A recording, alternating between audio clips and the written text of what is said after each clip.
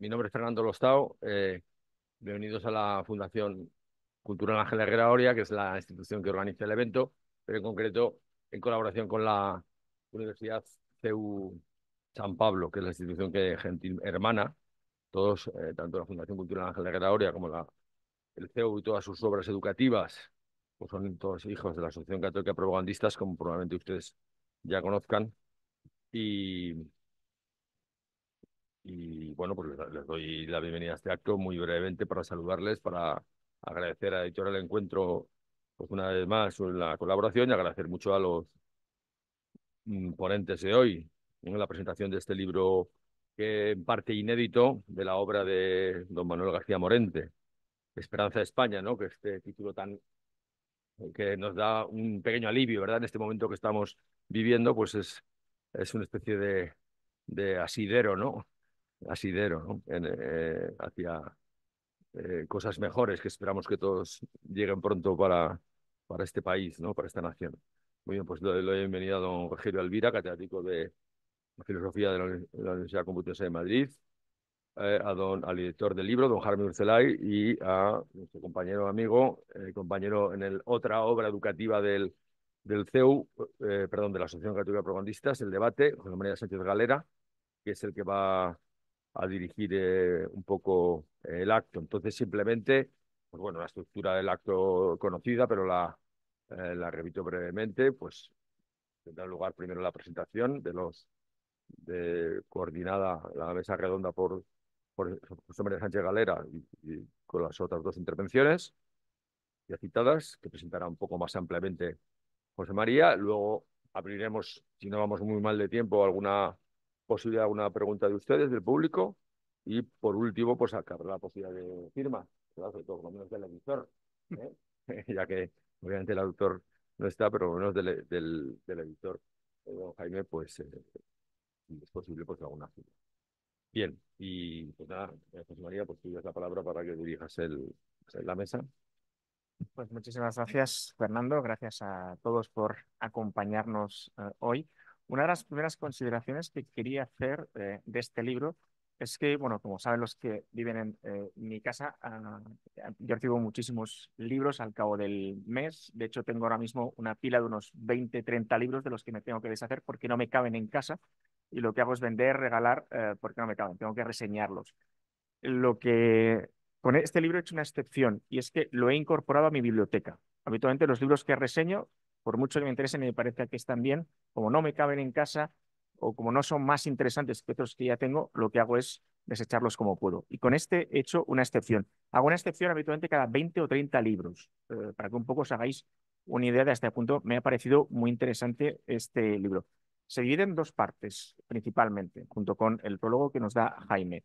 Una es una conferencia de García Morente del año 34 y otra es del año 42. Es interesante la diferencia temporal, aunque solo sean 8 años, porque en medio está lo que podemos llamar la conversión, y luego hablaremos de la cuestión de García Morente. García Morente, como todas las personas que hay en España en aquella época, nace dentro de la Iglesia Católica, pero con el paso de los años, su formación, su periplo vital se va alejando de la fe y hay una serie de acontecimientos, no solo uno, sino varios, aunque hay uno particular, que hacen que retorne a la fe.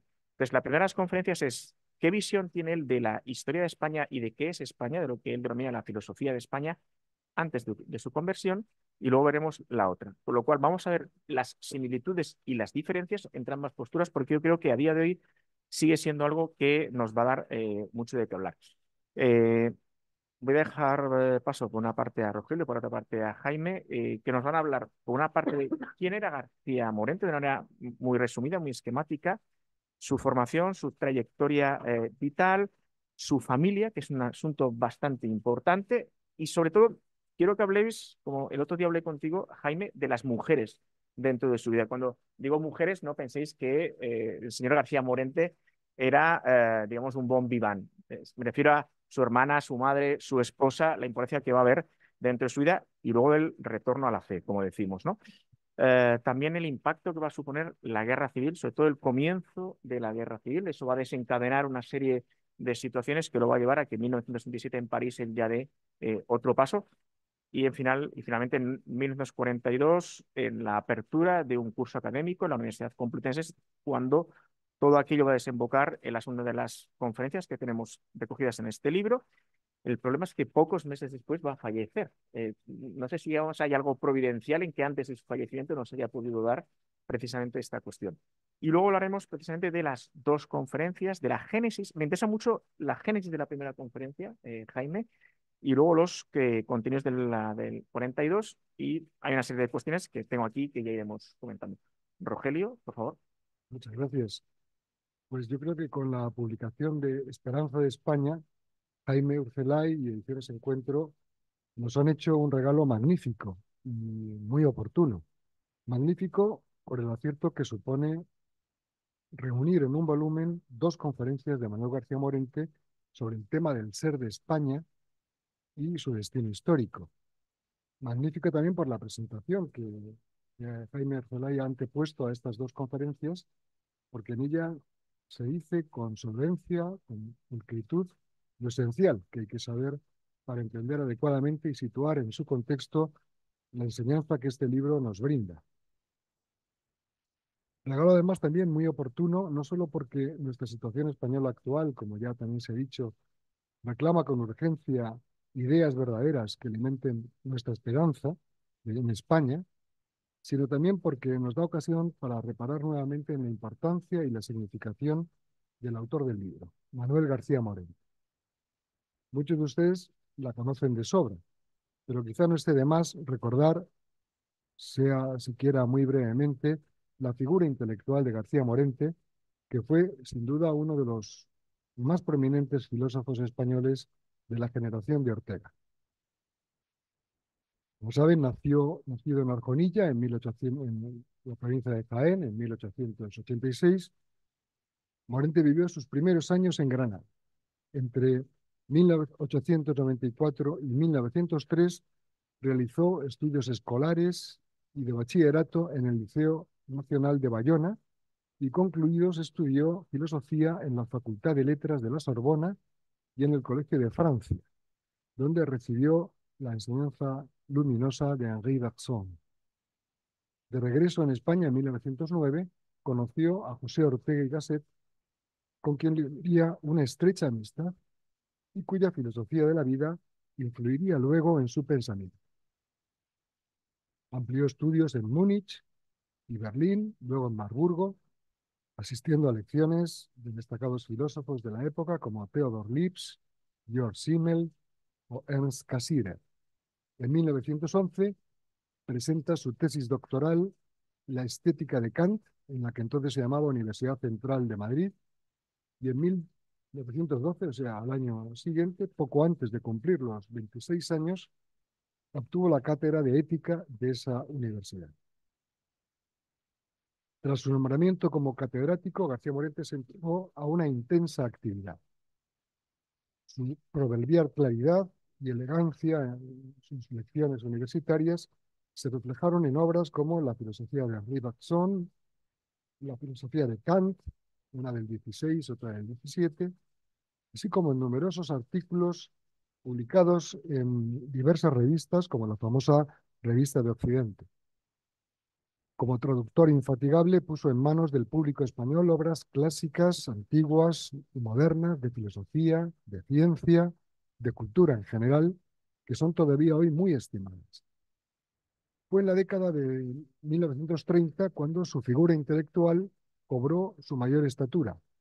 Participó en la política educativa del gobierno del general Berenguer. Fue elegido por unanimidad decano de la Facultad de Filosofía y Letras, a la que quiso convertir, cito sus propias palabras, en una facultad que pueda parangonarse con las más ilustres y respetadas del mundo. Así, la dotó de un elogiado plan de estudios y logró reunir en ella un grupo de acreditadísimos profesores.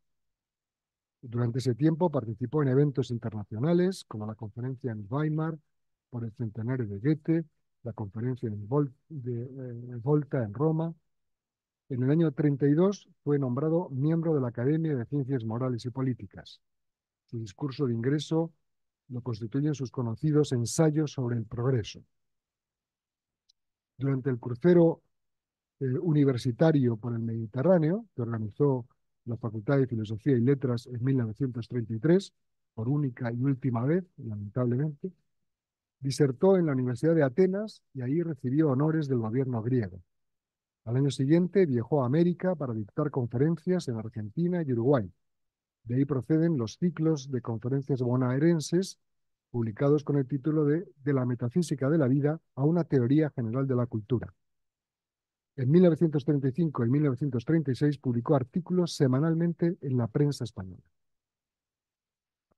Durante la Guerra Civil, se ha apuntado ya, García Morente se exilió en París, fue perseguido, y le ocurrieron algunas desgracias familiares muy importantes, pero allí experimentó una profunda conversión religiosa, sobre ella hablaré un poco después. Esa conversión de ella da testimonio en un documento excepcional, quizá muchos de ustedes conozcan, que se llama El hecho extraordinario. Bueno, ese acontecimiento acaecido en un ático del número 126 del Boulevard Serurier en la noche del 29 al 30 de abril de 1937, dividió profundamente su vida, su obra y su filosofía. A partir de esa fecha tuvo ocasión de desempeñar las cátedras de Psicología y Filosofía en la Universidad Nacional de Tucumán, en Argentina. De su labor docente de esa época son testimonios sus muy conocidas y muy difundidas lecciones preliminares de filosofía. A su regreso a España, en el año 39, ingresó en el Seminario Conciliar de Madrid. Primero hizo una pequeña estancia en Pontevedra, ¿no?, y fue ordenado sacerdote en diciembre de 1940. Su pensamiento se abrió entonces al influjo del tomismo. La prematura muerte, como se ha apuntado también, que sobrevenida a los 56 años, después de una operación quirúrgica que no parecía tener mucha importancia, pues interrumpió el progreso de las prometedoras vías que la inteligencia de García Morente comenzaba a explorar. Las dos conferencias de García Morente que ahora presentamos versan sobre el mismo tema, el ser de España, y persiguen la misma finalidad: alentar la esperanza en el porvenir de España. Una primera diferencia, extrínseca a ellas, pero no por eso menos digna de reseñarse, es que la primera, la que da título al libro entero, Esperanza de España, ha permanecido desconocida. El Club Rotario de Tetuán, organizador del acto en la que se pronunció, la publicó en un folleto de 25 páginas, de muy corta tirada, que muy pronto quedó en el olvido. En cambio, la otra conferencia, titulada Ideas para una filosofía de la historia de España, es uno de los escritos más famosos del autor, ya conocido varias ediciones, tanto como libro separado como integrado en alguna colección de escritos morentianos. Cuando el profesor Juan Miguel Palacios y yo mismo estábamos inmersos en la elaboración de los volúmenes de las obras completas de Morente, publicados en 1996, desconocíamos la existencia de la conferencia que hoy ve la luz prácticamente por primera vez. Ningún ejemplar de ella se encontraba entre los papeles de Morente y tampoco había indicaciones que sugirieran su existencia. En el prólogo de nuestra edición reconocíamos la imposibilidad de reunir toda la obra de Morente debido a su dispersión y a la escasa difusión de algunos textos, además de la pérdida de algunos escritos. A lo largo de los años han ido apareciendo textos desconocidos, como breves prólogos y notas, y también la conferencia Esperanza de España, descubierta por Juan Miguel Palacios, que es un incansable buscador de libros. La descubrió durante la pandemia en la librería Gibran de Andratx, Mallorca. Estos nuevos textos los destinábamos a formar parte de la nueva edición de las obras completas, que incluirá un epistolario más extenso, tarea que, para mi alegría, ha asumido Juan Carlos Infante, recientemente autor de escritos autobiográficos y epistolario de García Morente, publicado por la editorial de esta universidad, CEU. Tras publicar las obras completas, el profesor Palacios y yo decidimos entresacar algunos libros y escritos significativos para su edición independiente, paso que dimos en ciertos casos, pero no consideramos para Esperanza de España. Jaime Urcelay tiene el mérito de haber tenido la magnífica idea de dar a conocer esta conferencia y de haberla hecho acompañar por las ideas para una filosofía de la historia de España que la completa muy bien. Es también mérito de Ediciones Encuentro haber hecho una muy cuidada y legible edición de ellas. Otra segunda diferencia notable entre ambas conferencias, que también se ha apuntado ya, es que una, la desconocida, la pronunció Morente en 1934 y la otra, la más conocida, en 1942. Pese a lo que pueda parecer a primera vista, esta diferencia no es, como la anterior, meramente extrínseca. Entre ambas fechas sucedieron dos hechos capitales, de esos que perturban hondamente la vida: la Guerra Civil Española y la conversión religiosa de García Morente. Se comprende que ambos hechos marquen una radical diferencia entre ambas conferencias. Pero antes de proseguir esta comparación, quiero destacar uno de los méritos que ha adquirido Jaime Urcelay al publicar Esperanza de España, que es motivo de permanente gratitud. La conferencia pronunciada en 1934 tiene la virtud de desmentir definitivamente, por el hecho mismo, cierta interpretación del pensamiento de Morente.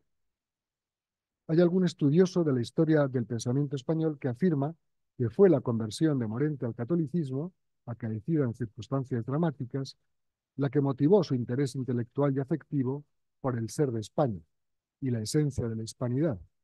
Según esta interpretación, antes de 1937, Morente no se habría interesado por lo que se ha dado en llamar el problema de España. Nada más falso. Y Jaime Urcelay lo señala con toda claridad en su magnífica presentación. En esta ocasión quiero añadir tan solo que esta falsa interpretación no puede escudarse en el hecho de que la conferencia de 1934 había caído en el olvido y que solo ahora se ha dado a conocer. Habría bastado recorrer un poco la obra de Morente anterior a la Guerra Civil y asomarse ligeramente a su biografía para ver desmentida semejante visión. El interés y el amor a la historia de España y a lo español venían muy de lejos en Morente. Valgan como prueba estos pocos ejemplos. En 1922, nuestro pensador publicó en El Sol un artículo en el que narra una visita que hizo al monasterio de Santa María de la Rábida. En un momento dado, contemplando las desembocaduras del Tinto y del Odiel, imagina el viaje de Colón en las tres carabelas y con gran emoción evoca lo que llama la más grande hazaña de la historia. Luego glosa la conversación que tuvieron los visitantes con el hermanito Lego de la Rábida, así se titula el artículo, sobre la historia de España y el problema nacional, que es trasunto seguro de su propio pensamiento. En 1931, por poner otro ejemplo, publica un ensayo en el que se pregunta qué obra artística simboliza adecuadamente la actividad del pensamiento. Rechaza como tales símbolos las dos figuras escultóricas en las que todos pensamos a bote pronto: el pensador de Rodin y el pensiroso de Miguel Ángel, cuya respectiva rigidez o lasitud corporal las descartan, según Morente, como genuinos pensadores. Para Morente, la figura escultórica que simboliza propiamente el pensar es una obra del arte español, la escultura yacente de don Martín Vázquez de Arce, conocida como el Doncel de Sigüenza. El libro abierto que el doncel tiene en las manos es, a juicio de Morente, el atributo que confiere a esta magnífica estatua, son sus palabras, el simbolismo del pensador, ya que pone al joven guerrero en relación mental con los otros hombres y con el universo todo.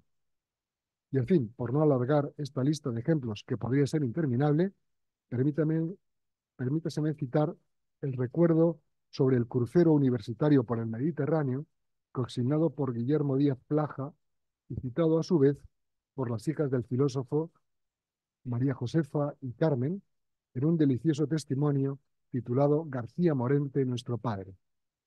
Escribe Díaz Plaja calificando a un Morente de 48 años de viejo profesor.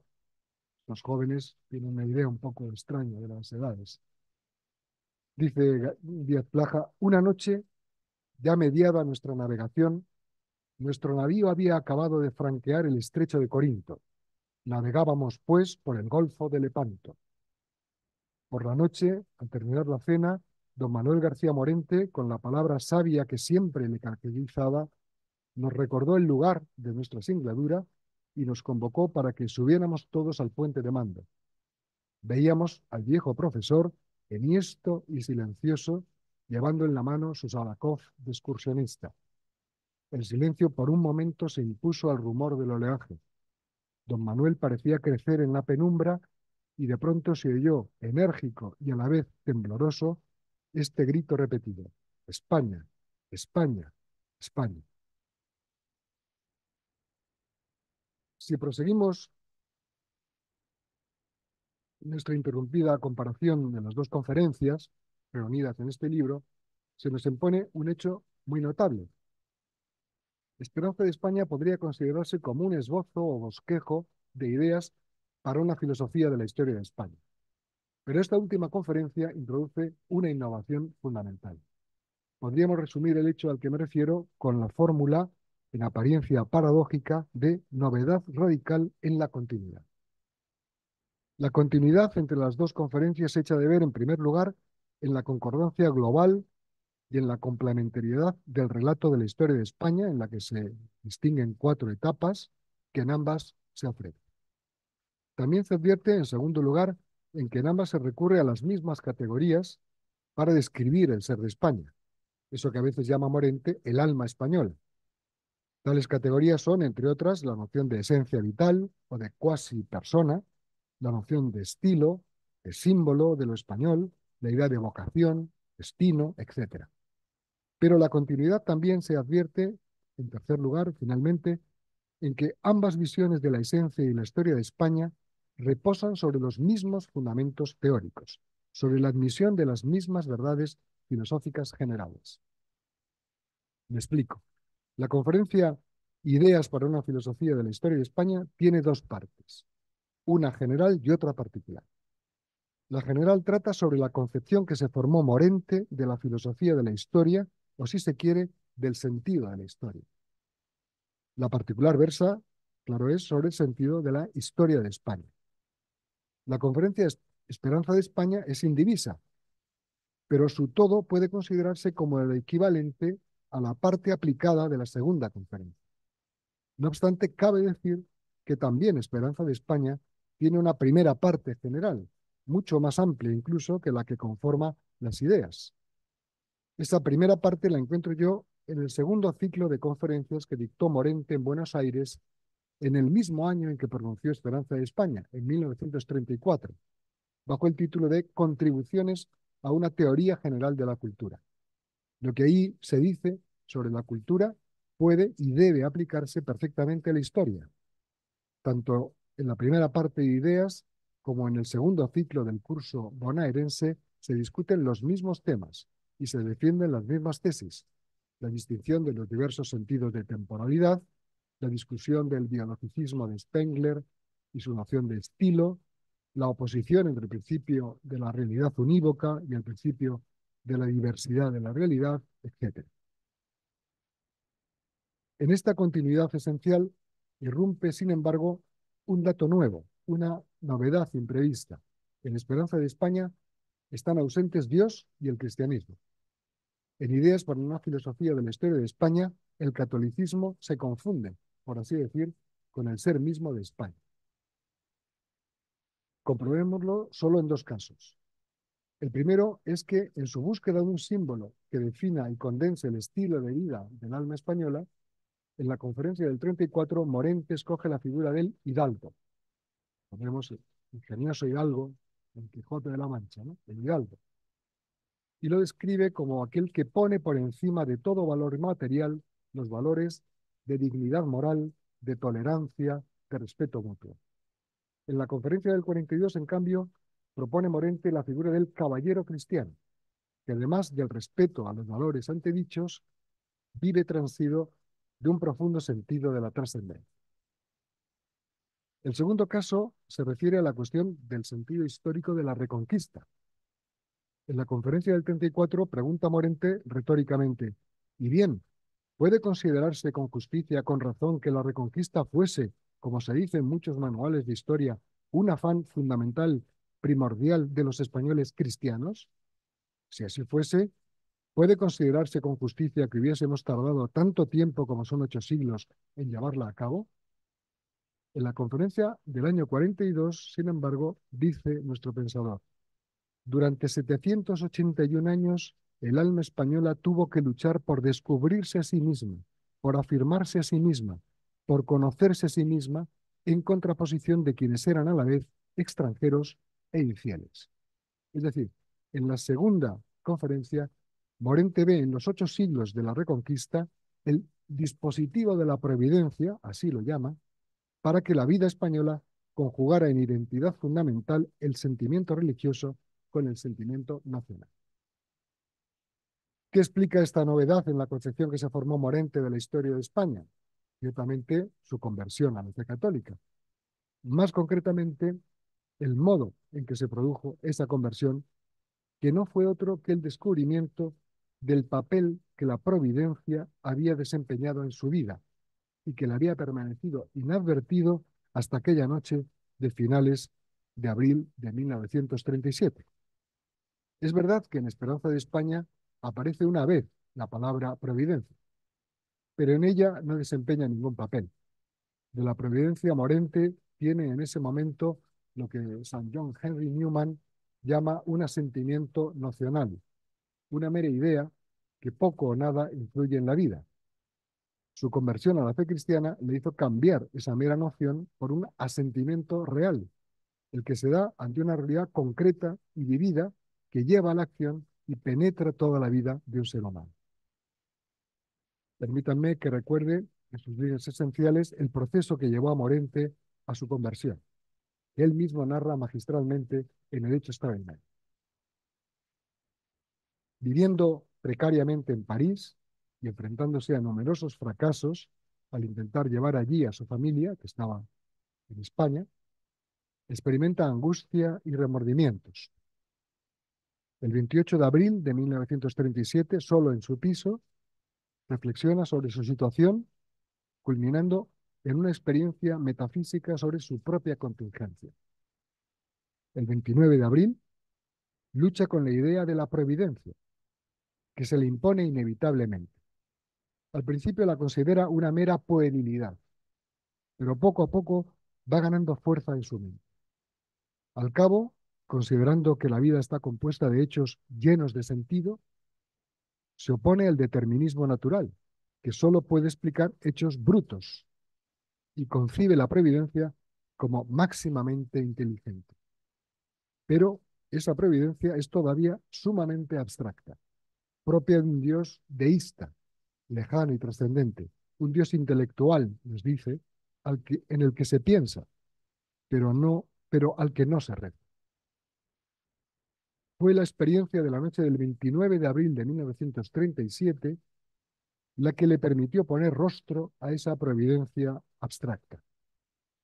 Cansado de sus meditaciones, se tomó un descanso y encendió la radio. En ese momento retransmitían La infancia de Cristo de Berlioz. Al acabar la audición, apagó la radio. Sin poder evitarlo, empezaron a desfilar por su mente imágenes de la vida de Cristo. Ese reguero de imágenes tuvo como fruto, según confiesa Morente, el reconocimiento inequívoco de que Cristo es, cito, ese Dios que entiende a los hombres, que vive con los hombres, que sufre con ellos, que los consuela, que les da aliento y les trae la salvación. Morente se convirtió y cayó al suelo de rodillas tratando de rezar el Padre Nuestro, que casi había olvidado por completo. Más tarde, en esa noche, producida ya su conversión, tuvo la experiencia mística que él mismo llamó el hecho extraordinario. Pero tratemos de imaginarnos qué supuso para el edificio intelectual de Morente, construido sobre la base de la filosofía orteguiana de la vida, el descubrimiento de la providencia, el asentimiento real a la providencia. Ortega sostenía como principio básico de su pensamiento, como lo saben, ese famoso dictum: yo soy yo y mi circunstancia, y si no la salvo a ella, no me salvo yo. La vida es quehacer, dijo en otra ocasión, quehacer de cada uno, único autor de su vida. Tras su conversión a Morente ya no le pudo parecer adecuada y suficiente esta concepción orteliana de la vida. Precisamente lo que le llevó a la conversión fue el reconocimiento indudable de que la vida no nos la hacemos nosotros, que la vida nos es dada. Desde ese punto y hora, Morente, que no abandonó la filosofía de la vida ni la sustituyó por otra, no pudo dejarse de ocupar de ese problema. ¿Cómo puedo decir que mi vida es mía? Y en verdad lo es, si es también verdad que me la hace. ¿Cómo se conjuga la providencia que nos hace y nos regala la vida llena de hechos plenos de sentido con mi libertad, que es la condición para ser yo el autor exclusivo de mis actos y poder llamar con justicia mía a mi vida? En la segunda parte de Ideas para una filosofía de la historia de España, encontramos las primicias de los esfuerzos de Morente para tratar de responder a este problema, referido en concreto a la vida española. Porque, claro, para un filósofo de la vida, una nación no puede sino considerarse como una cuasi persona, como una esencia vital, como la llama, que tiene una historia, que tiene una vida, que ella misma hace, pero que en modo alguno es ajena a la guía de la pregunta. Concluyo señalando el interés y la oportunidad de este libro. Yo observo con mucha preocupación que algunos compatriotas no se sienten cómodos con el pasado de España. Cuestionan eventos históricos que antes considerábamos hazañas. Consideran despreciables, y aun cosas peores, a nuestros héroes y prohombres, a las grandes mujeres de nuestra historia. Pretenden descolonizar nuestros museos, a pesar de que no tuvimos colonias, sino virreinatos. No aprecian la literatura clásica española, acaso porque en toda ella transparece una visión cristiana de la realidad. Y ahí hay que sumar una pavorosa y atrevida ignorancia sobre nuestra historia y un fanático separatismo. Nada más oportuno y urgente, por tanto, que libros como este que hoy presentamos, llenos de sabiduría sobre el ser de lo español y la esencia de España, libros que nos llenan el alma de genuina esperanza por nuestro porvenir patrio. Y con el mayor gusto y con el mayor interés, dejo paso a la conversación que van a tener ahora ante nosotros José María Sánchez Galera y Jaime Urcelay, en la que sin duda profundizarán en muchos de los temas tratados en Esperanza de España. Muchas gracias por su atención.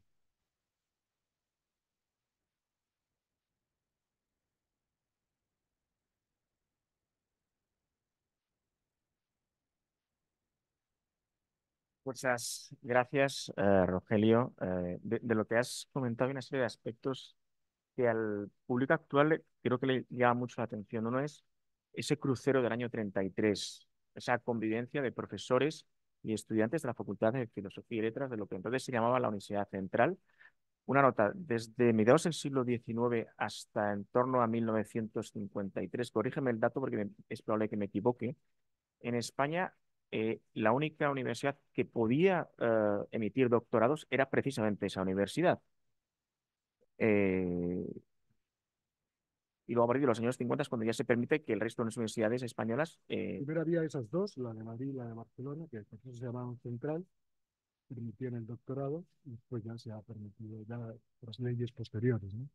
Pues eso remarca la relevancia que tenía esa universidad y que ese crucero tenía. Hoy en día, no digo que fuera impensable, pero sonaría raro, ¿no? Porque aparte era un viaje de resonancias culturales en las que además estamos hablando de la República. Hay veces en que cuando pensamos en la República pensamos que es un régimen en el que el tono general es de tabula rasa, de acabar con lo que es la historia de España, y vemos todo lo contrario. De hecho, la conferencia del 34 es una conferencia, vamos a decir, de una mentalidad republicana, burguesa, liberal, sin referencias precisamente a la fe. Hay autores, lo he comentado con Jaime, como pueden ser Claudio Sánchez Albornoz o Américo Castro, que estarían completamente de acuerdo con esta idea del hidalgo español. El hidalgo español, a fin de cuentas, según García Morente, es la vocación específica o la mejor definición de lo que es España, y viene dada precisamente por esa época fundamental de los siglos XVI, XVII, porque dice que lo propio de España es expandir la civilización por el mundo, una civilización basada en la dignidad humana. en el año 42 añadirá el aspecto de la fe, ¿no? Creo que es una idea interesante y luego comentaremos por qué se ha perdido, incluso dentro de los ambientes más laicos, más constitucionales actuales, incluso esa idea, lo cual creo que da mucho de sí. Y luego, Jaime, nada, antes de darte la palabra, remarco un poco que antes de llegar al hecho extraordinario del año 37, la madre de García Morente es una mujer de fe, va a dejar una huella importante en su vida, aunque él durante mucho tiempo no practique. La esposa de García Morente también es una mujer de bastante devoción. Corrígeme, muere en torno al año 25, 1925, más o menos es cuando enviuda, y las dos hijas de García Morente también son mujeres que van a mantener esa fe ardiente. Y el motivo por el que él se va de España al comienzo de la guerra, hay un momento en que bueno, vamos a decir que lo echan del decanato de la universidad y prácticamente ese mismo día se entera de que a su yerno, al hijo de una de sus esposas, que creo que era de la adopción nocturna, corrígeme, lo han asesinado precisamente por sus convicciones religiosas. Eso desencadena una serie de acontecimientos que hacen que él se vaya de España, con una situación, una sensación de enorme zozobra de todo, que al final va a desencadenar eso, pero hay una semilla que han ido dejando su, su difunta mujer, sus hijas y demás, ¿no? Su hermana. Hermana Como decimos, muchas mujeres que hay en torno a su familia, lo cual, y aquí meto otro añadido, lo cual daría la razón a Victoria Kent cuando decía que a las mujeres en España en los años 30 no había que permitirles el derecho de voto porque iban a votar conforme a lo que le dijeran los curas, ¿no? Y de hecho, y luego añade la señora Kent, y de hecho en el año 33 perdimos las elecciones, ¿no? Precisamente por culpa de que las mujeres votaran. Bien. Jaime, sin más, y después de ir dejando todo esto y teniendo en cuenta algo muy fundamental del año 34, ¿quién organiza la conferencia? ¿Dónde se celebra? Y el hecho de que se celebre en Tetuán también nos da pista de por qué la idea de reconquista que nos va a dar en el año 34 García Morente está un poquito suavizada, pero también quién es la persona que hace que eso sea posible y si hoy en día alguien así podría, digamos, iniciar una serie de reivindicación patriótica, Jaime. Contesto, por supuesto, encantado, José María, pero quiero dejar de dar las gracias, evidentemente, ¿no? Antes de meterme en el tema que planteas, ¿no? Gracias en primer lugar al profesor Rovira por la generosidad de sus palabras, por su magisterio y porque él es uno de los artífices de que se haya conservado, se haya seguido cultivando la memoria y el pensamiento de García Morente. Lo hace de una enorme humildad, como también el profesor Palacios, y verdaderamente lo que nos regalaron con sus obras completas en el año 1996, por el rigor, la seriedad con la que están elaboradas y por el cariño que uno encuentra en cada una de sus páginas, pues verdaderamente es una deuda impagable la que tenemos con él. Que muchísimas gracias y enhorabuena por esta magistral exposición que a mí personalmente me ha entusiasmado por natural y me ha emocionado mucho, ¿no? Dar las gracias también, por supuesto, a José María, dar las gracias al CEU por acogernos y a la editorial Encuentro por haber acogido esta iniciativa y por verdaderamente el primor con que ha editado este libro. Eso tiene nombres y rostros detrás. Manuel Oriol, su director, por supuesto, pero también la maquetadora, Narcisa, la autora de la preciosa portada, Chiara, y, como no, pues nuestro querido Ignacio también en su labor de comunicación y de promoción. Y muchas gracias, por supuesto, a todos ustedes, a todos vosotros, queridos amigos, por estar aquí esta tarde.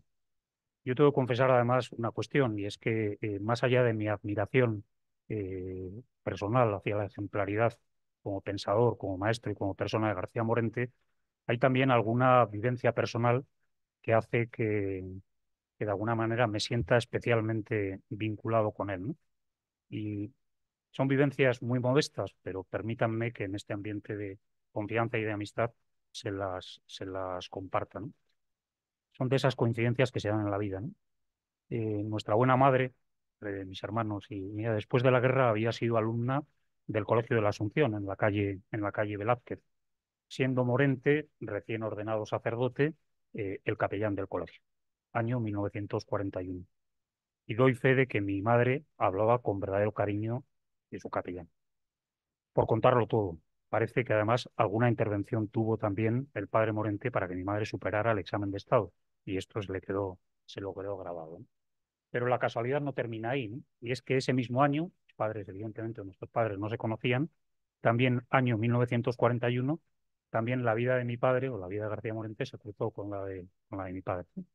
Exactamente en ese año 1941, siendo el alumno de la Escuela Naval Militar, entonces en San Fernando, Cádiz, asistió a dos conferencias que allí impartió el filósofo con el título Ser y vida del caballero cristiano, basadas fundamentalmente en las dos conferencias del año 38 de Buenos Aires, recogidas después en Idea de la Hispanidad, ¿no?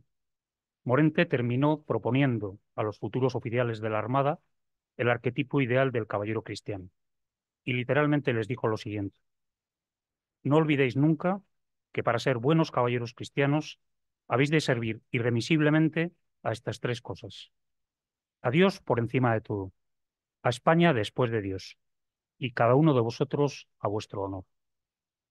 Nuestro buen padre se tomó esta incitación de García Morente absolutamente al pie de la letra, ¿no?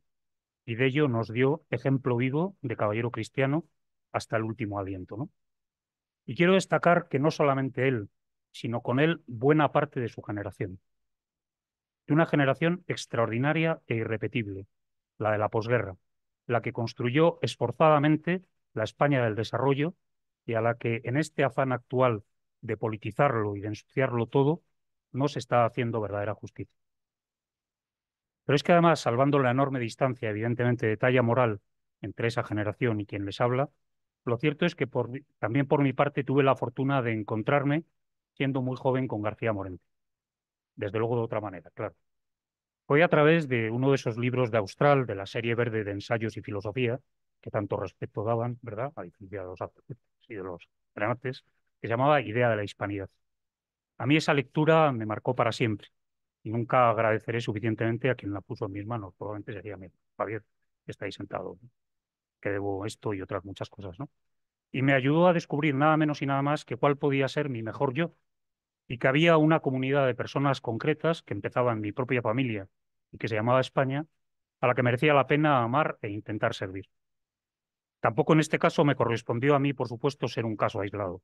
Algunos de los que estáis aquí sentados, cuya presencia agradezco muy especialmente, podéis dar testimonio de ello.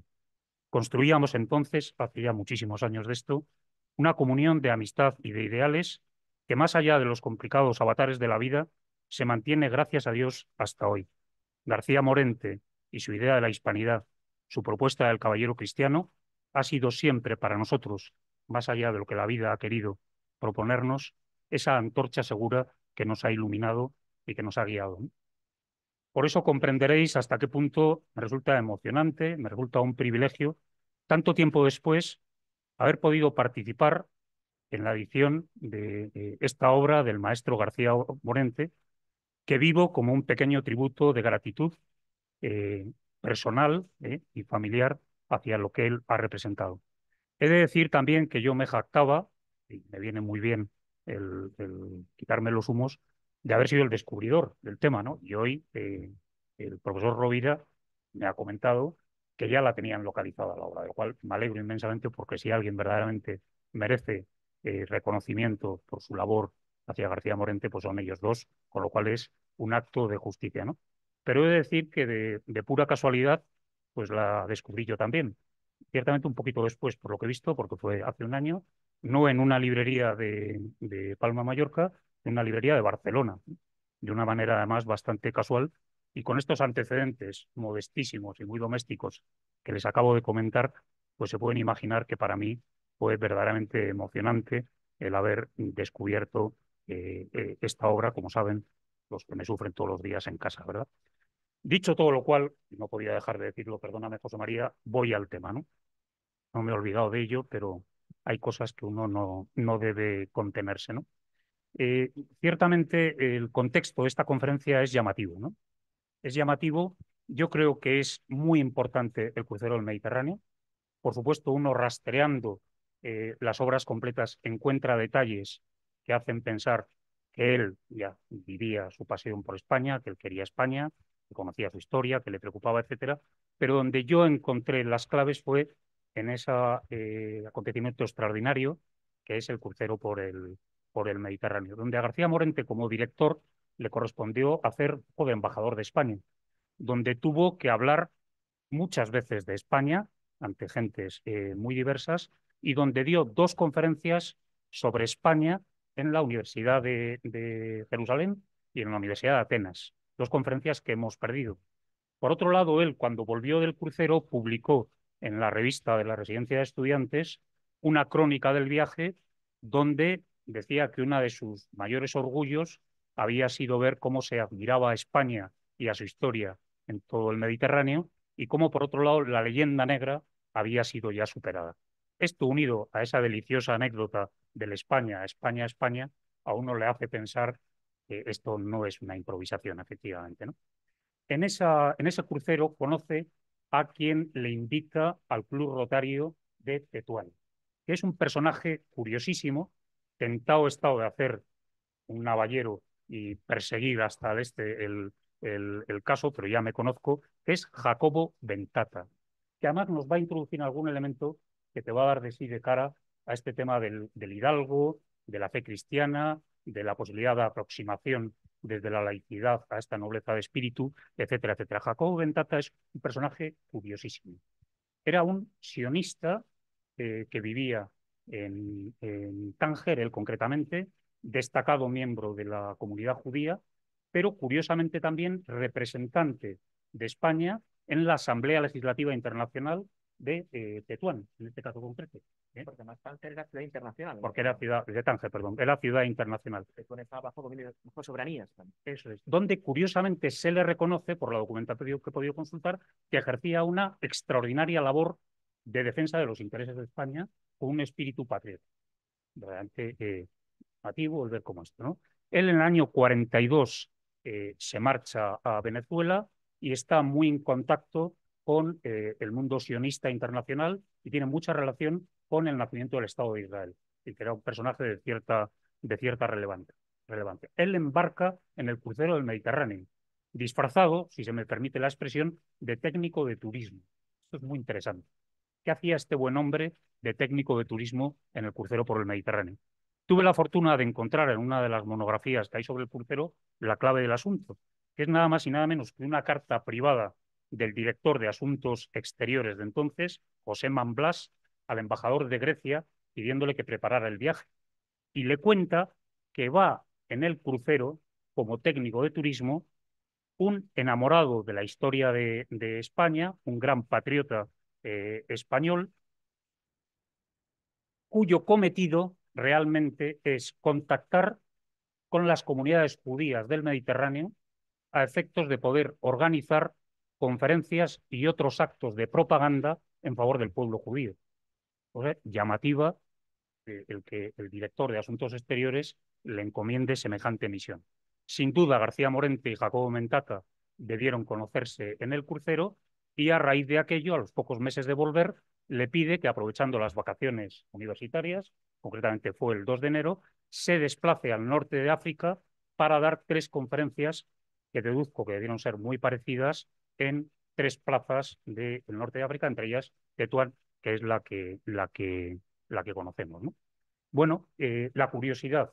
He encontrado una revista de la comunidad judía venezolana, desde donde acabó sus días Jacobo Ventata, donde se presenta por parte de su hijo y de sus amigos a Jacobo Ventata como un típico hidalgo español. Un típico hidalgo español. En algún sitio incluso se dice como un caballero español, ¿no?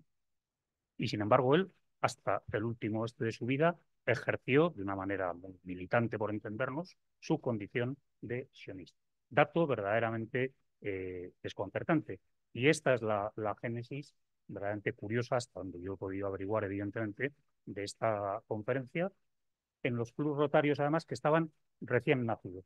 Concretamente, el de Tetuán no estaba todavía oficializado y por eso es sorprendente que llegaran a organizar la conferencia y que hicieran esta edición casera, que es la que nos ha permitido a estas alturas, primero, evidentemente, al profesor Palacios y después a mí, localizarla y brindársela a todos ustedes.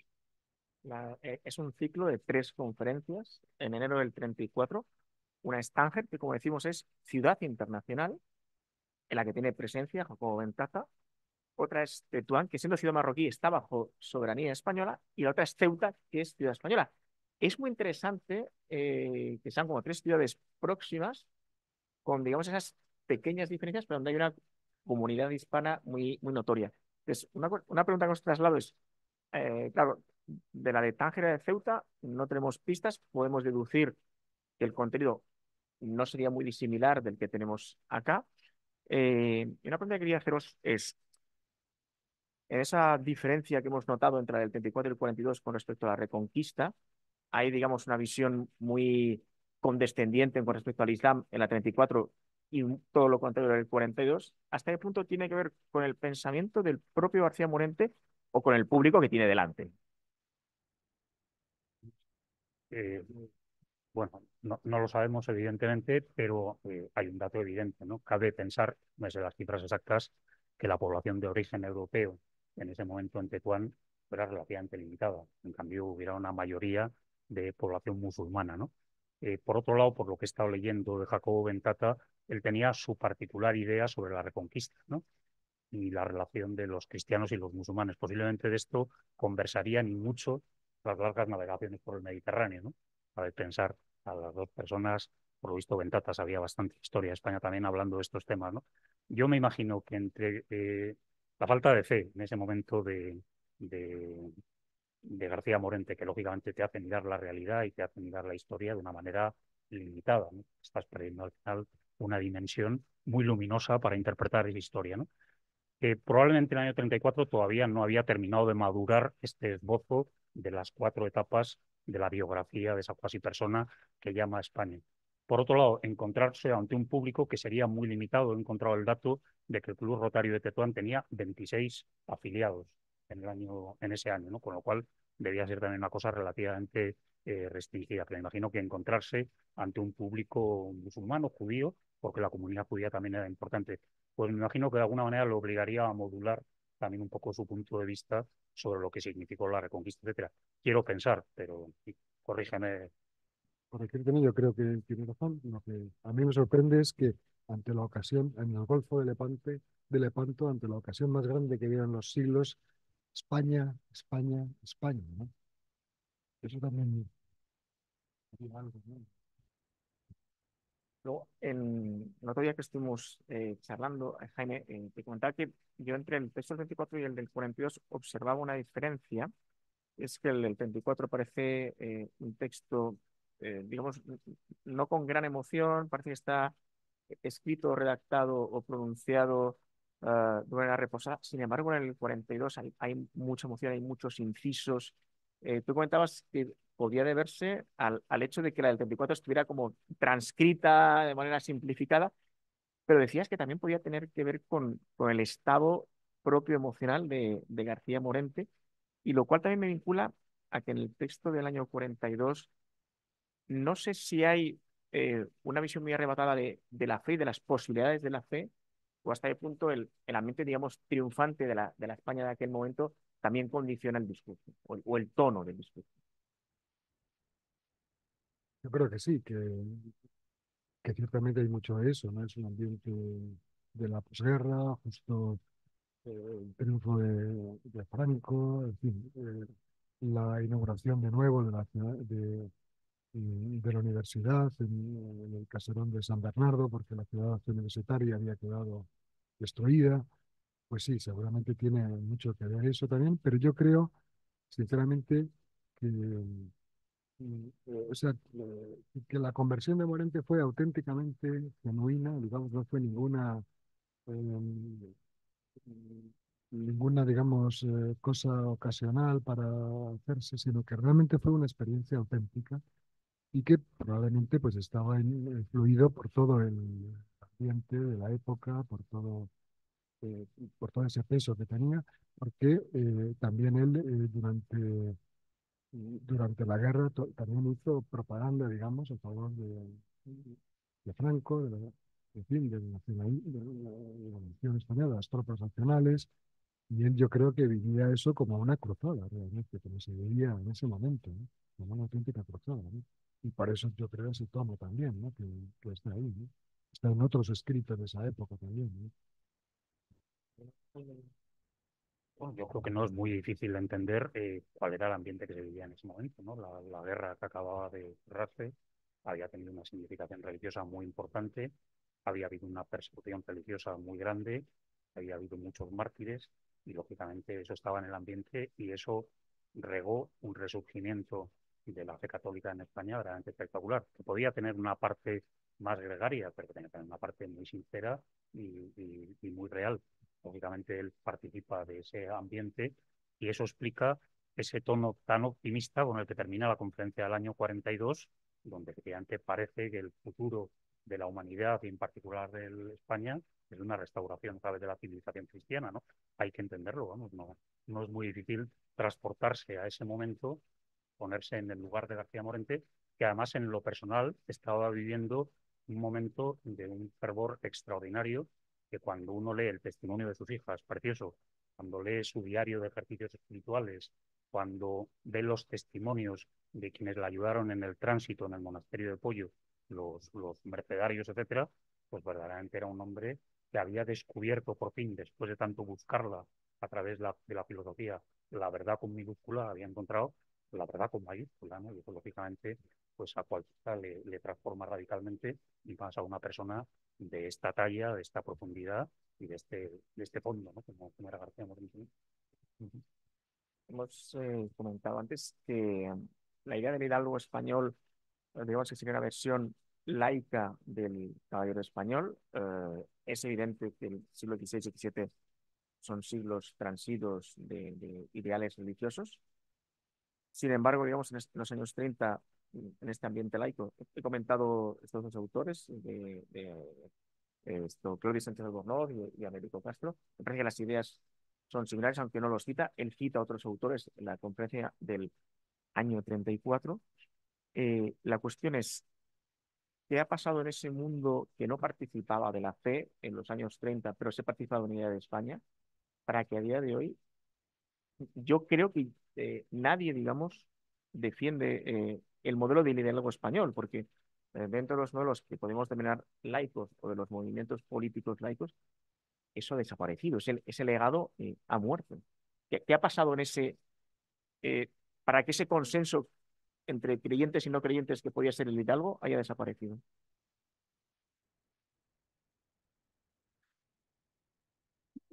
Menudo examen, sí, sí, sí. Es mucho peligro, José María. Sí, y esto no es fácil. O sea, la transformación que ha sufrido España y que está sufriendo el mundo es realmente vertiginosa y lo que nos queda por ver, ¿no? Estamos asistiendo, pues, al final de una civilización. No termina de alumbrarse nada que tenga sentido y estamos viviendo, pues, ese momento de confusión, etcétera. Yo, sin embargo, quiero romper una espada, no sé cómo se diga, en favor de que sí me parece que hay una cierta preocupación por esto, ¿no? A mí hay un autor que tengo especial cariño y especial admiración, que es Enrique García Máquez, que ha trabajado mucho un tema, no como hidalgo ni como caballero, que él llama la nobleza de espíritu, ¿no? Y él, unos trabajos que publicó en la Nueva Revista, a propósito de un libro que fue un bestseller internacional de Robert Riemann, que se llama Nobleza del Espíritu, eh, ha indagado toda la literatura y todos los testimonios que se pueden encontrar de que hay un cierto anhelo, una cierta recuperación de esta nobleza de espíritu que él entiende como pura virtud, ¿no?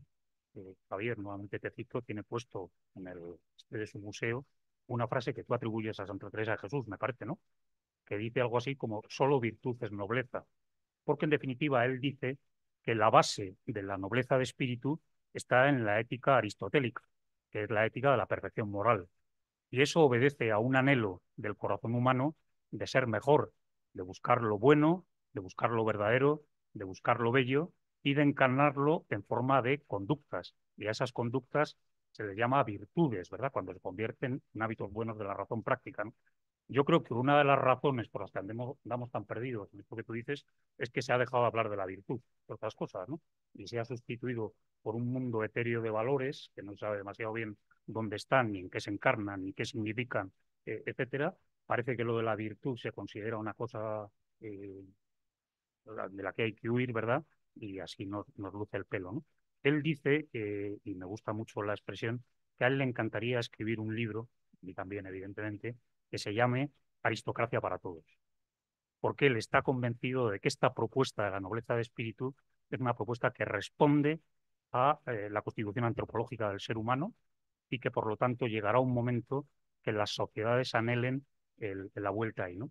Y tiene, y se lo recomiendo, me reconozco un admirador de García Márquez, lo saben también mi mujer y mis hijos también, muy importante, ¿no? Él tiene una conferencia en la Fundación Tatiana sobre este tema, en que únicamente se dedica a glosar 3 versos del Dante, solamente 3 versos, que dicen: no olvidéis vuestra estirpe y nacimiento. Para vivir cual bestias no se os hizo, sino para alcanzar virtud y conocimiento. Está en la Divina Comedia, desde entonces hasta hoy.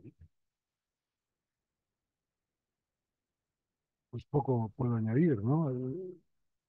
Sí, digamos o sea, Morente lo que señala en la conferencia del 34 y también en la del 42 es esa fibra moral que ha caracterizado al español, ¿no? Y que ha sido famoso en toda Europa por esa fibra moral, por esa nobleza, por esa seriedad, ¿no? Por el orgullo español que se llamaba, pero en el sentido de una nobleza, de la rendición de Breda, que cita, ¿verdad? Aquí, ¿no? Ese gesto de, entregando, ¿no? Ese gesto ante las tropas que están derrotadas, ¿no? Toda esa, en fin, el no perder, digamos, el aprecio al otro, la serenidad ante la desgracia y también ante el triunfo, ¿no? Ante la victoria. Y quizá, pues sí, estamos desmoralizados en el sentido más literal de la palabra, ¿no? Y ya impera, pues, una gran chabacanería, una vulgaridad, ¿no? Eh, Esto también está muy en la filosofía de Ortega y de Morente, ¿no? La minoría selecta y el hombre, digamos, corriente, vulgar, ¿no? Y ahí faltan minorías selectas, ¿no? Faltan quizá esas minorías que, que tratan de elevar la vida, que tratan de poner un ejemplo, y nos faltan ejemplos, ¿no?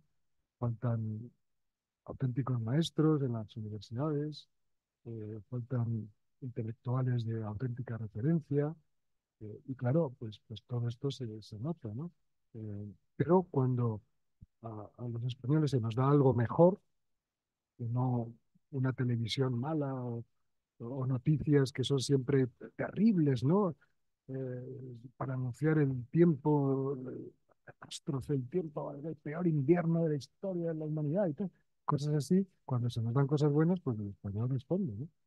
Yo creo que esa fibra está ahí, pero hace falta quizá, pues eso, también una educación, digamos, desde la infancia, yo creo, ¿no? Pero, en fin, es un problema muy complejo, ¿no? Muy complejo. Antes de dar paso a las preguntas que puedan tener las personas que hoy nos acompañan, voy a haceros una doble pregunta, digamos, ahondando en esta cuestión y siendo más incómodo, Jaime. Digamos que tras renunciar a ser caballero cristiano, ni siquiera hemos querido ser hidalgos, sino escuderos de la Agenda 2030 o de la presidenta von der Leyen. Sería la primera parte de la pregunta. Y luego lo segundo es, ¿qué esperanza, ya que estamos hablando del título, nos puede aportar hoy García Morente? Lo de los escuderos, que me parece muy elegante para lo que se podría decir de la Agenda 2030, ¿no? Que conste que has empezado tú, para que luego no haya ninguna duda, ¿no? Eh, bueno, sobre la Agenda 2030, 2 consideraciones, porque no es el tema de hoy, ¿no? Pero me has tocado las palmas y me conozco, ¿no? Verdaderamente no somos conscientes de hasta qué punto la Agenda 2030 es una religión sustitutiva y es una cosmovisión del mundo que aspira a reemplazar la visión occidental y cristiana del mundo. Esta es la primera consideración. Es un tema importantísimo, ¿no? Y segundo lugar, es muy llamativo y tiene que ver, por supuesto, con ese ambiente que nos describía el profesor Rovira. Es muy llamativo, primero, la falta de cualquier legitimidad democrática en estos nuevos dogmas y en esta nueva religión sustitutiva. Y lo que a mí me parece más grave es la falta de pensamiento crítico ante un fenómeno que se nos impone de una manera tan absoluta, tan total. Pero claro, pues a mí me está tocando ahora participar en un grupo de trabajo sobre el adoctrinamiento en las aulas, que me ha hecho tenerme que leer la LOE, las guías, los decretos de enseñanzas mínimas, etcétera, es un nivel de neurosis obsesiva la que hay en esas leyes con la Agenda 2030, de pobres chavales, nietos, hijos nuestros, lo que les espera. Ríanse ustedes de los modelos totalitarios de enseñanza del siglo XX, porque esto de la Agenda 2030, con toda su suavidad y todas sus buenas palabras, es muchísimo más esto, ¿no? Hemos sustituido, por lo tanto, ese mundo cristiano, ese mundo de las virtudes morales, ese mundo del hidalgo, ese mundo del caballero cristiano, con una concepción absolutamente buenista, etérea, sin ninguna chicha, etcétera, que nos está imponiendo, y ante la cual llamativamente ni siquiera en nuestra querida Santa Iglesia hay, salvo con todas las excepciones, ningún tipo de crítica, ni ningún tipo de salvedad, ni nada que le parezca, lo cual es verdaderamente llamativo, ¿no? Yo creo que podemos esperar lo peor si es que esto sigue adelante, aunque yo creo que hay un riesgo de saturación que posiblemente, y lo hemos visto con mucha esperanza ahora en esos carteles maravillosos que llevaban nuestros agricultores en los tractores, ¿verdad? Que llegue un momento que reaccionemos, porque me da la impresión de que toda esa cosmovisión representa exactamente lo contrario de lo que García Morente nos quería transmitir en todos los órdenes y, por supuesto, de lo que significa el hidalgo y no digamos el caballero cristiano, ¿no? Y perdón por el excursus este, pero has empezado tú, como dices, ¿no?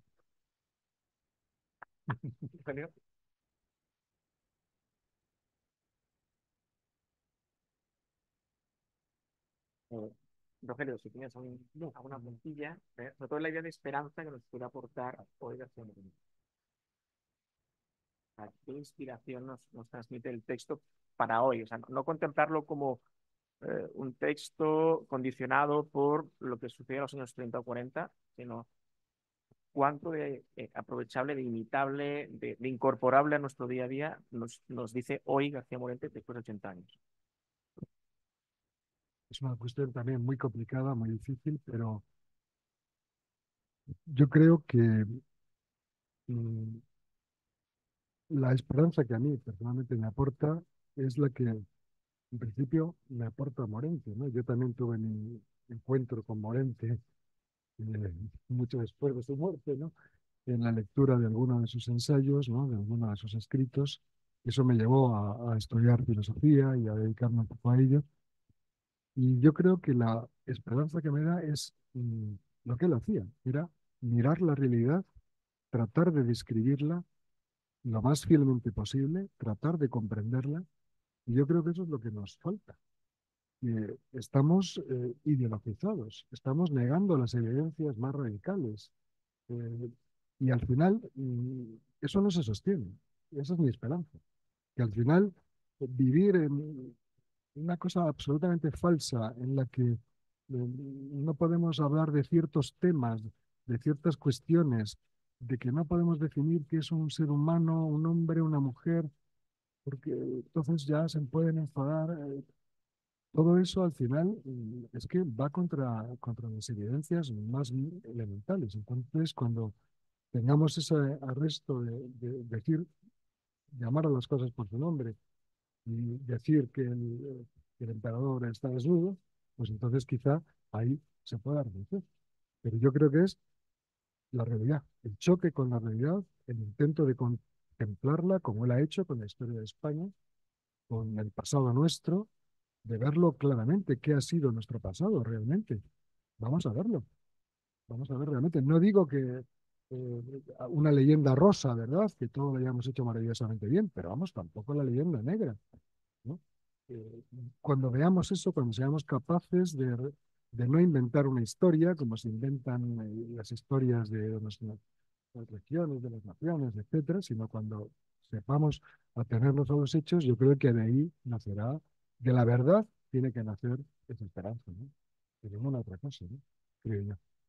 Entonces, supongo que dentro de los que estáis aquí escuchándonos, a lo mejor hay una pregunta, algún comentario, alguna cuestión. Sí, por favor.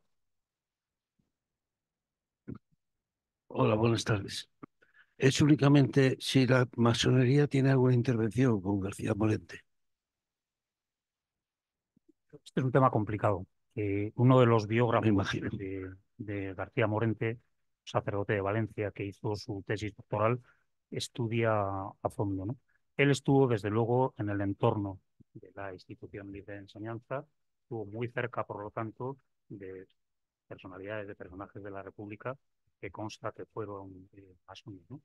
Él, cuando lo investiga, llega, sin embargo, a la conclusión de que, primero, no hay ningún dato de que él profesara en la masonería, primera cuestión importante, y segundo, llega a la conclusión, desde el conocimiento de la personalidad, de la trayectoria de García Morente, etcétera, no le ve en la masonería y por lo tanto lo descarta.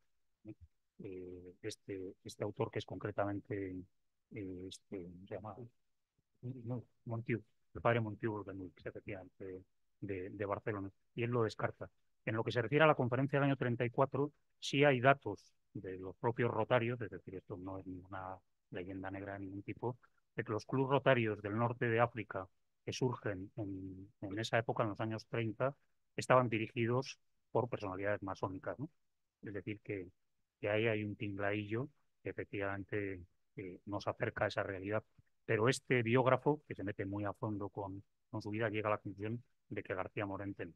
Y hay un dato para mí muy, muy ilustrativo, y es el diario de los ejercicios espirituales, eh, que no publicó él, sino que se publicó ya fallecido, eh, es de una sinceridad, de una autenticidad y de una desnudez del alma verdaderamente grande, porque él va anotando, sin tener que rendir cuentas a nadie más que a Dios y a su director espiritual, por su propio examen de conciencia, lo que iba sintiendo a lo largo de los ejercicios.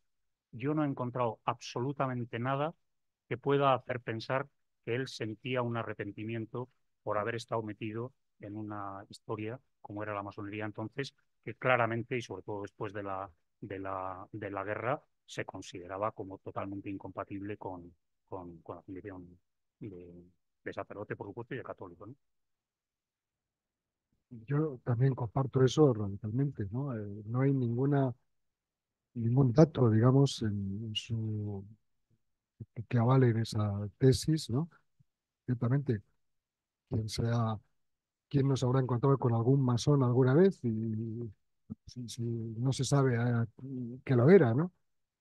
No, yo creo que no. Y además, digamos, su propia conversión, la manera en que él se convierte, su lucidez consigo mismo, su falta de trabas.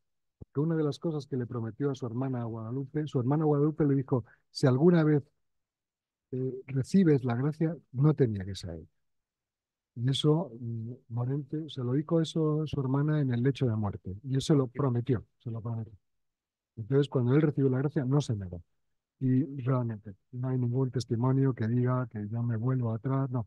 Su propia concepción no queda, o sea, Morente, yo entiendo que su conversión fue encontrar una nueva luz que le permite ver lo que ya estaba viendo mucho mejor, con una profundidad mayor, con una perspectiva más amplia, y como si encontrara un nuevo piso en su casa. Pero no hay que destruir la casa anterior, ¿no?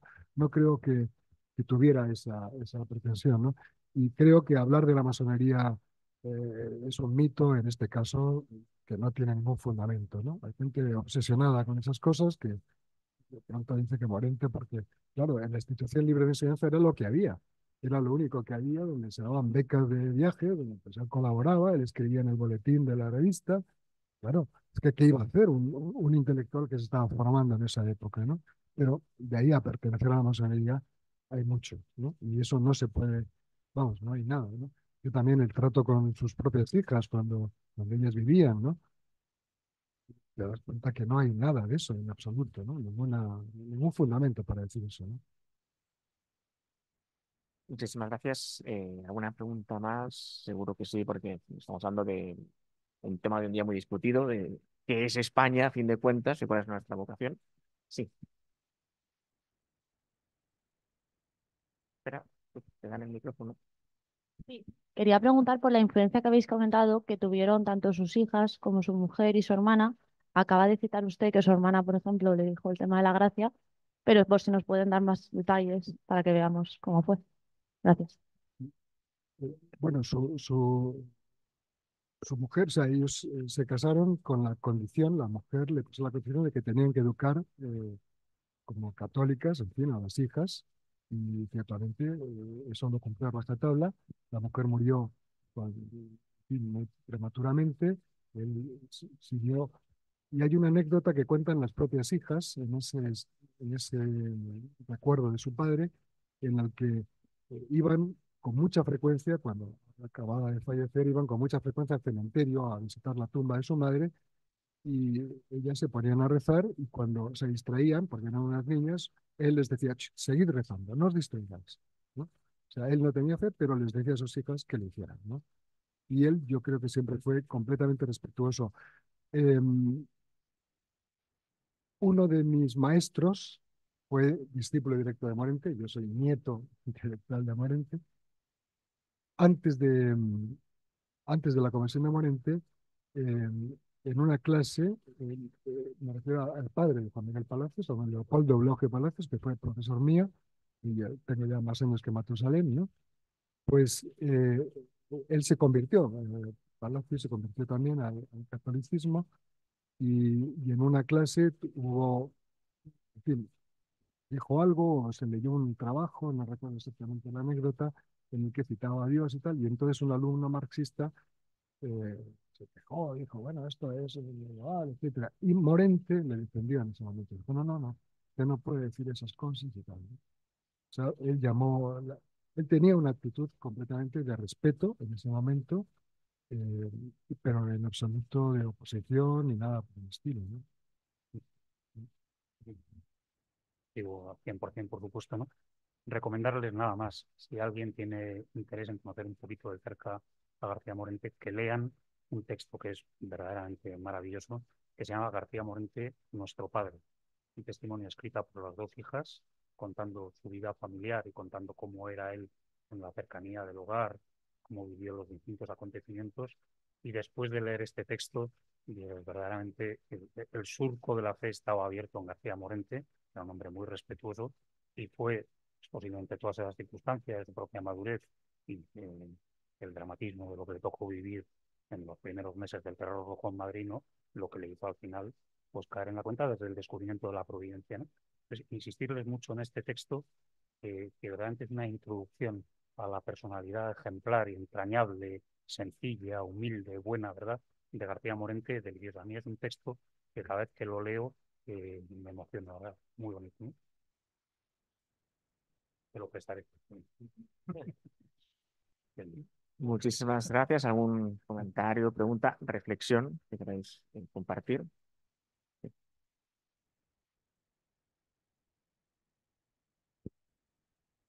Y en relación con las visiones de Morente en la figura de España, al fin y al cabo, lo del hidalgo español era el caballero cristiano, básicamente.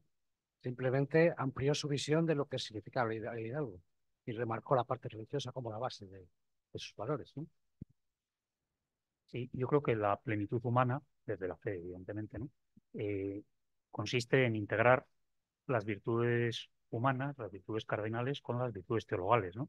Entonces, el hidalgo vive la fortaleza, vive la prudencia, vive la templanza, etcétera, y el caballero cristiano incorpora también lo que planifica desde la fe, esperanza y la caridad, de tal manera que el caballero cristiano sería como una visión, una propuesta más completa de lo que es esto, ¿no? Le recomiendo también un texto maravilloso, sobre todo a mi queridísimo Fernando, que son los 4 sermones sobre San Fernando del año 42, donde él, texto también verdaderamente delicioso, dice que el modelo más acabado del caballero cristiano en la historia de España es San Fernando, y hace una glosa de este santo maravilloso verdaderamente extraordinaria, donde se ve muy bien esa perspectiva.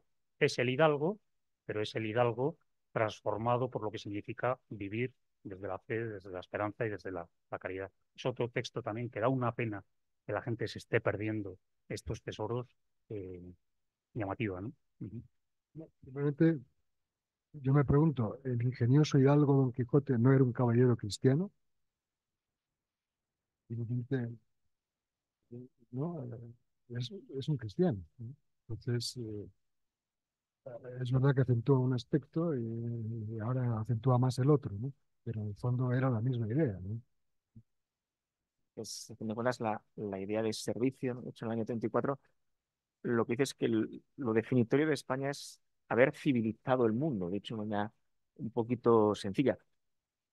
Él no dice evangelizar, dice civilizar, pero es interesante ver cómo, a fin de cuentas, son dos caras de la misma moneda. Es decir, cuando se va a América, lo que se hace es construir universidades, hospitales, imprentas, etcétera. Es decir, instituciones, justicia, además, todo eso es civilización, que está, a fin de cuentas, enmarcado o está determinado por una visión religiosa, porque una cosa no lleva a la otra. Y dentro de esta idea de hidalguía es muy interesante porque en esa división cuatripartita que él hace de la historia, la primera parte sería como la edad antigua, la romanización, luego la edad media, luego esa etapa central de esa España que no es imperial, sino que es civilizatoria del mundo entero, y luego dice que hay una cuarta etapa que dice de decadencia, que es de haber dejado esa vocación, y él dice que la culpa de haber dejado esa vocación es de haberse contaminado de los intereses materialistas que tenían las naciones circundantes. Entendemos que sobre todo Francia, Inglaterra, etcétera. Entonces, es interesante porque esa idea de hidalguía también tiene mucho de ascético, de alguien que está desasido de los intereses materiales específicos, porque lo que su vocación principal es la de servir a los demás, defender la dignidad humana en todo el mundo, ¿no? Podemos recordar precisamente la Escuela de Salamanca, una escuela de pensamiento.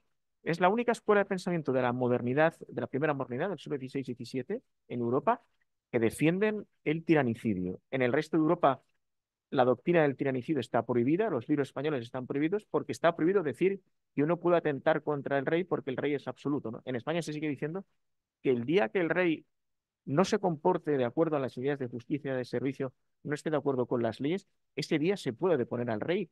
Es moralmente lícito, ¿no? Entonces, en la escuela de Salamanca se empieza a pensar, oye, vamos a América, ¿tenemos derecho a conquistar? Es decir, hay una reflexión sobre esto que tiene que ver con esa idea de dignidad humana. Hay algunos que dicen que la escuela de Salamanca es la precursora del concepto de derechos humanos, un tema que podríamos discutir, pero lo interesante, digamos, y es lo que a mí más me llamó la atención al leer el texto, es decir, aquí había algo en lo que personas con fe y sin fe en España podríamos estar de acuerdo, y qué pena haber perdido ese punto. Ahora estamos en la España de la amnistía, que digamos es el polo opuesto a la hidalguía, ¿no? Pero digamos que aunque solo será como un punto, como se dice ahora, de consenso o de poder estar de acuerdo, es una pena que se haya perdido. Bueno, aquí he introducido yo un poquito más mi cuña, pero eso que algunos tenéis alguna cosa más que comentar.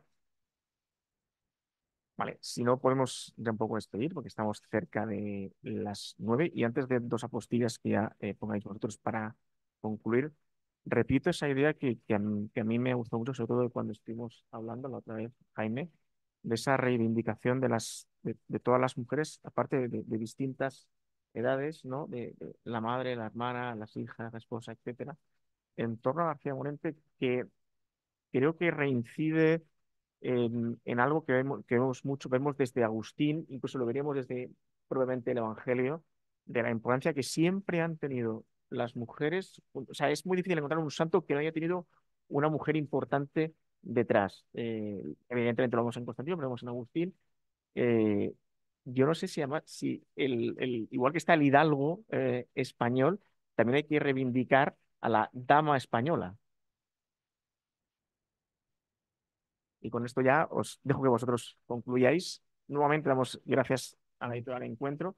Fernando, damos gracias al CEU y a toda la labor que hacéis y a vosotros por haber compartido este rato con nosotros. Y os animamos a que, por supuesto, adquiráis el libro, sobre todo lo leáis. Y como he dicho, yo recibo muchísimos libros porque tengo que hacer muchísimas reseñas y muchísimas actividades culturales. Y este es de los poquísimos que he decidido incorporar a la biblioteca donde no hay ningún hueco, con lo cual he tenido que sacar otro libro para regalarlo o venderlo al contrario que los demás. Muchísimas gracias y nada, nos vemos.